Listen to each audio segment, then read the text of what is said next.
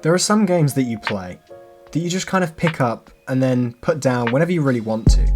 They're not always the best games, but they're enough to bring you incredible amounts of joy. But that's how Vampire Survivors feels. Whenever I have a small lull in my day, I can just jump on, have a quick game of Vampire Survivors to pass the time, and in case you're not really aware of what it is, it's a time-based survival game that's pretty much just a roguelite. At least, that's what Steam says it is. Now, I'm almost a month late making this video, just because of how many technical issues I had with my latest video on Hogwarts Legacy. If you haven't seen that, then I'll throw a link in the cards above. Anyway, Vampire Survivors has taken people by storm with just how simple it is to play and how addictive it has become. Now, when you look at this game from afar, it seems like a ridiculous thing to think about. But once you actually give the game a go, you'll understand what people mean. When I say that this game is simple, I really do mean this game is simple.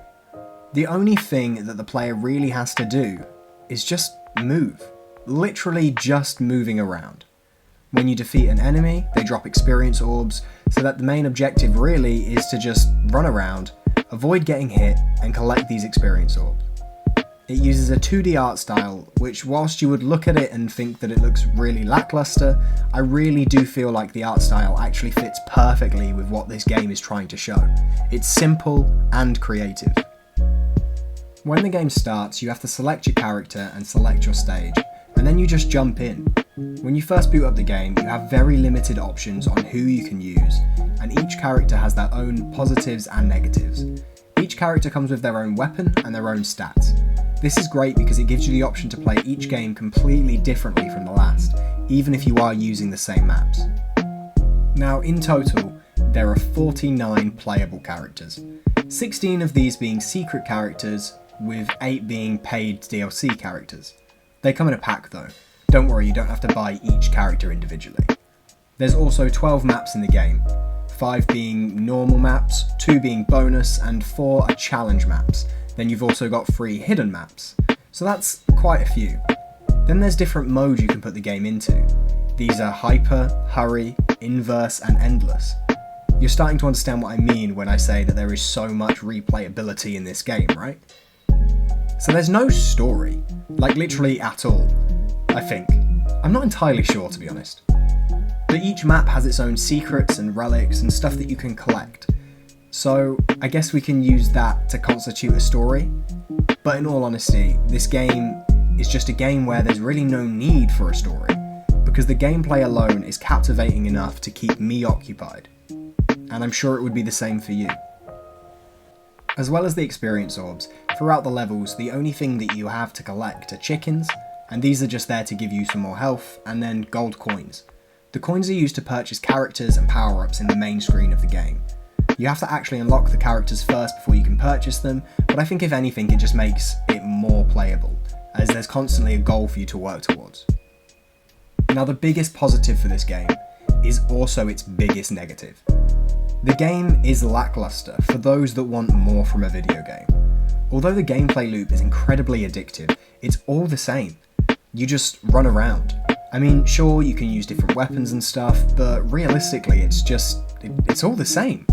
If you're not really interested in repetition, I would say that this game really isn't for you. But if you're looking for a game that you can just jump into every now and again for half an hour, then boy is this the one. And that reminds me, I never really did explain the weapon system. Each character starts off with one weapon, but each time you level up you get the option to collect one of the random items that it will let you have. You can hold up to 6 items and 6 weapons, and once you pick them, you can't get rid of them, so you have to make sure that what you've chose is the right choice. Each item and weapon has multiple levels to it, so once you've got it, you can then spend the time investing in that weapon after each level up. This will then give you a more powerful or a more upgraded version of that item.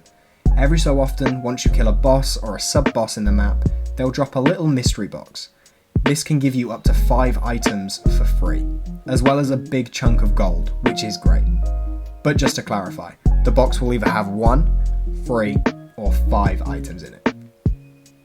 You can then evolve weapons, if you make sure to get the right item to go with it, which basically just makes a more powerful and a different looking weapon.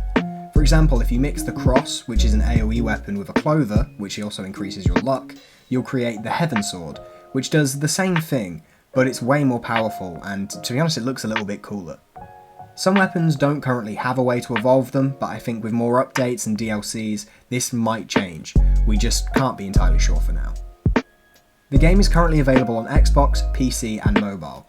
The mobile version of the game is completely free, and to be honest, it's really good. It's also free on Game Pass. If you were to buy it on Xbox, it would probably cost you around £3.99, and on PC, it's about the same. Even the DLCs for it are only a few quid. I've found that this is a game that I've been constantly coming back to.